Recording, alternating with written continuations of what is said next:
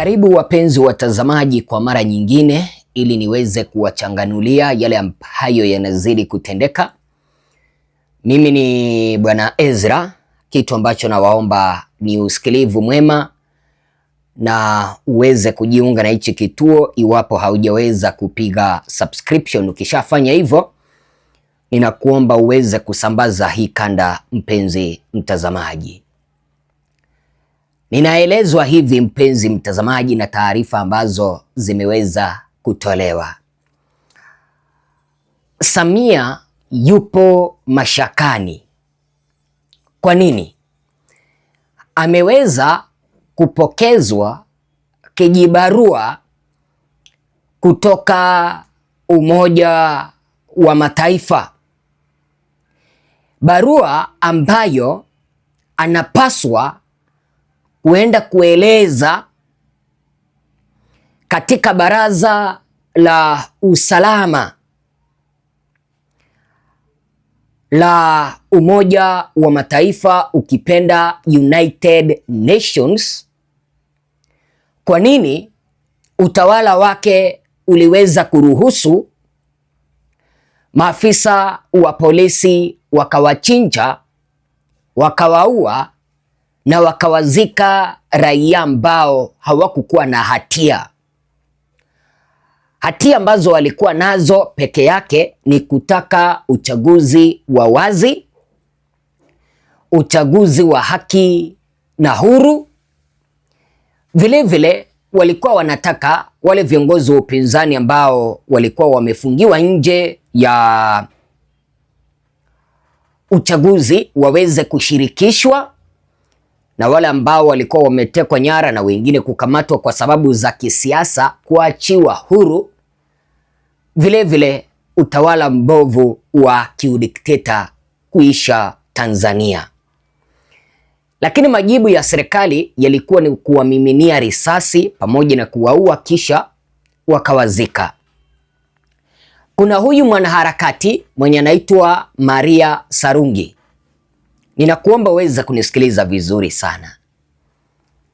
Unaona kile ambacho hawa wanaharakati wanachapisha ni taarifa za ukweli.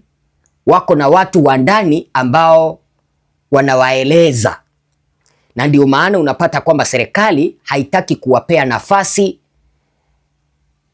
za kuchapisha taarifa kama hizi hawa wanaharakati.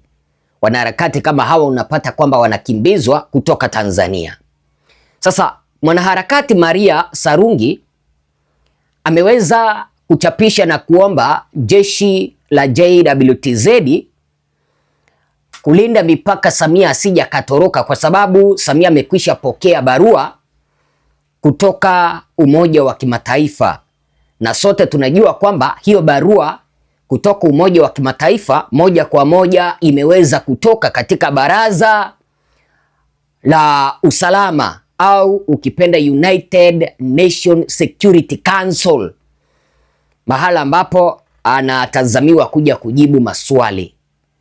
Jinsi ambavyo unaona hapo, Maria Sarungi akachapisha hivi: jamani, tunaomba JWTZ lindeni mipaka, mtu asija katoroka, maana tumeambiwa kesha pewa kabarua kakujibu. Hii ndo hatima yake inamsubiri apate haki yake, ingawa hakutoa nafasi yoyote kwa maelfu ya Watanganyika kuitetea, hila aliamuru wachinjwe. Alafu akaweza kuwaeleza kwamba hii picha ambayo nimeweza kuiweka hapa chini ni AI, msilete kelele zenu machawa, soon tutawaletea picha halisi, asitoroke tu. Yani ukiweza kuona hapo, hiyo picha inaashiria kwamba Samia amekwisha pata barua kutoka kwa Baraza la Umoja wa Mataifa na haswa Baraza la Usalama wa Ndani, mahala ambapo anatazamiwa kwenda kutoa taswira kamili ya mbona serikali yake iliamulia kuwashambulia na kuwaua wananchi ambao hawakukuwa na hatia yoyote. Unajua, Samia alifikiri kwamba wakati ule aliweza kuzika wale ndugu zetu kwenye kaburi la pamoja, alafu serikali hii ikaanza kurusha lawama, sijui kuna watu ambao walikuwa wamelipwa kuleta vurugu Tanzania, kuna watu ambao hawakukuwa wanataka uchaguzi uweze kufanyika. Wakaanza kusema kwamba kuna watu ambao walikuwa wanamezea mate uranium, madini ya Tanzania, na ndio waliweza kuchochea maandamano. Mimi ninaona kwamba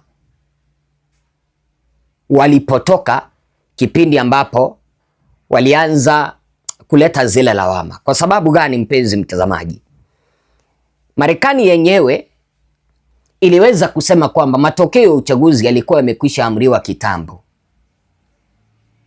Vurugu hizi zilikuwa zimepangwa na serikali. Sasa hakuna kitu ambacho Samia anaweza kadanganya hapa. Sasa anahitajika kwenda kufika mbele ya Baraza la Usalama la United Nations Security Council kujibu mashtaka, kujibu maswali mbona aliweza kuua.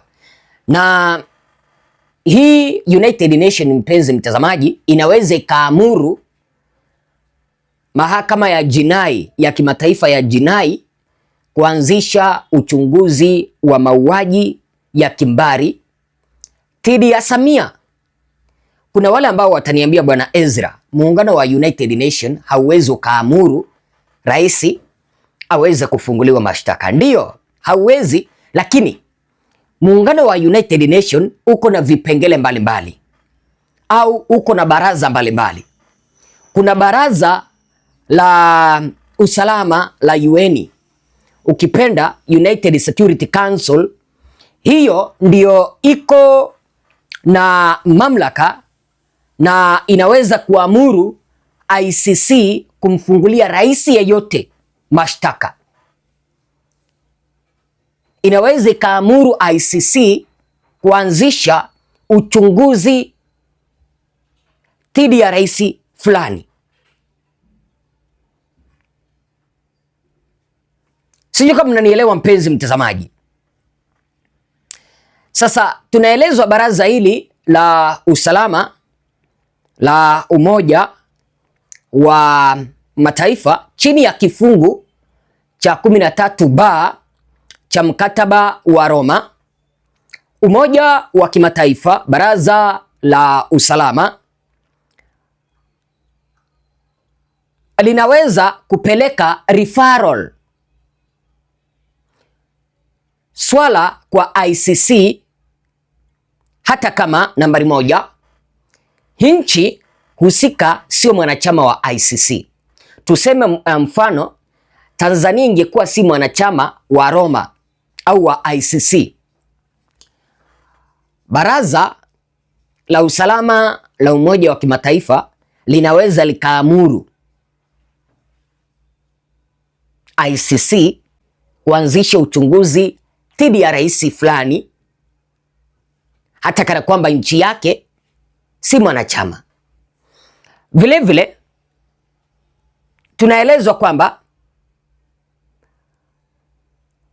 baraza hili la usalama la Umoja wa Kimataifa liko na mamlaka kuweza kuamuru rais yeyote ambaye yuko madarakani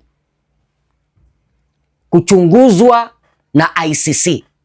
Sasa hatima ya Samia Suluhu Hassan kuhusu haya mauaji ambayo yaliweza kutendeka Tanzania, mauaji ya kimbari, mahala ambapo watu zaidi ya 10,000 waliweza kuuawa, ipo mikononi mwa Baraza la Usalama la Umoja wa Kimataifa, mahala ambapo anatazamiwa kwenda pale hivi karibuni kujibu maswali kulingana na barua ambayo ameweza kuipokea ya kumkaribisha, ya kumwalika kwenda kujibu maswali kuhusu maafa ambayo yalitendeka Tanzania.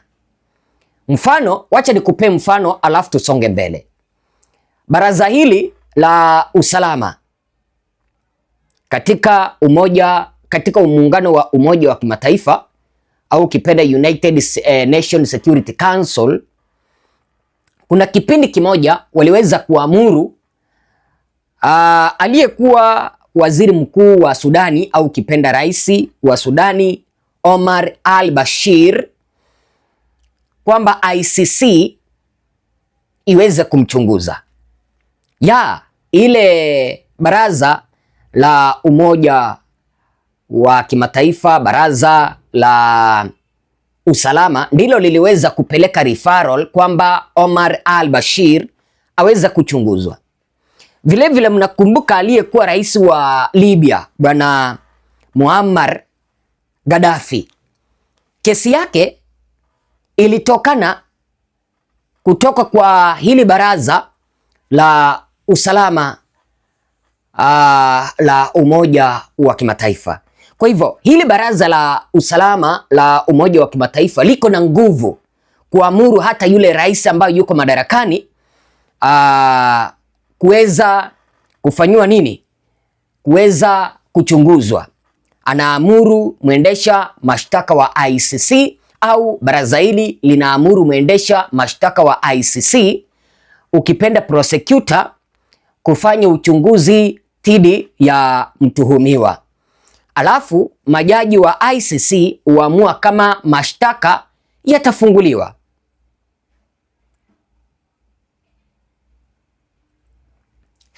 Tunajua kipindi ambapo mtu yuko madarakani kama rais, yuko na presidential immunity, yani ukinga wa uraisi.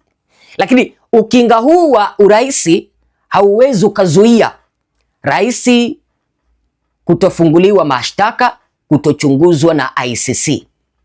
Mnakumbuka mnamo mwaka 2013 aliyekuwa rais wa Kenya kipindi hicho 13, 14, 15, Uhuru Muigai Kenyatta alifunguliwa mashtaka ya jinai katika mahakama ya ICC, licha kwamba yeye alikuwa ni rais.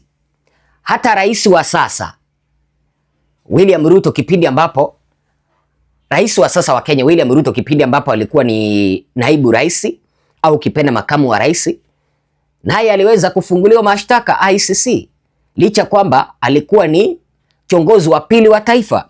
Kwa hivyo ikifika kwenye baraza la usalama la Umoja wa Kimataifa likiamuru, limeamuru na hakuna yeyote wa kuzuia. Lakini kuna kitu ambacho unapaswa kuelewa, mpenzi mtazamaji. Kizuizi kikubwa kipo katika siasa za Umoja wa Kimataifa, katika baraza la usalama. Kuna nchi 5 ambazo ni zenye kura ya turufu au kipenda kwa lugha ya kimombo veto power. Hizi nchi iwapo moja itapinga, hakuna referral ambayo itapelekwa ICC kwamba kiongozi mmoja ama kiongozi fulani aweza kuchunguzwa. Ninaomba niweze kunyoosha mazungumzo yangu. Kwa hivyo ili Umoja wa Kimataifa, baraza la usalama liweze kuamuru kwamba ICC ikamchunguze Samia Suluhu Hassan kuhusiana na mauaji ya kimbari yaliyotokea Tanzania, lazima hizi nchi 5 kubwa zenye kura za turufu au kipenda veto zote ziweze kuamua. Je, hizi nchi 5 zenye kura ya turufu au kipenda veto power katika baraza la usalama la Umoja wa Mataifa ni zipi? 1 ni Marekani ukipenda United Nations, 2 Urusi ukipenda Russia, 3 China, nambari 4 Ufaransa, nambari 5 Uingereza. Ukiweza kuangalia kwa hizi nchi 5 ambazo nimeweza kuzungumza, zote 4 ziliweza kukashifu mauaji ya kimbari ambayo yalitokea Tanzania kipindi cha maandamano. Lakini nchi moja ambayo inafanya biashara na Samia Suluhu Hassan, ambayo ipo kwenye hizi nchi tano zenye kura ya turufu au ukipenda veto power, zenye kuamua kwamba rais fulani aweze kuchunguzwa, wanafanya moja yapo China wanafanya kazi na Samia. Mfano kama jana siku ya Jumamosi tarehe 10 Januari mwaka 2025, yani 26 kuniradi, Samia walikuwa na balozi wa China Tanzania, na yule balozi wa China alisikika akisema kwamba anakemea taifa lolote la kigeni ambalo litaingilia Tanzania, kumaanisha kwamba China, iwapo Baraza la Usalama la Umoja wa Kimataifa wataamuru kwamba wapige kura kuomba ICC kumfungulia Samia Suluhu Hassan mashtaka ya mauaji, China huenda ikamuokoa Samia kwa hizi nchi tano ambazo ziko na kura za turufu au kipenda veto power.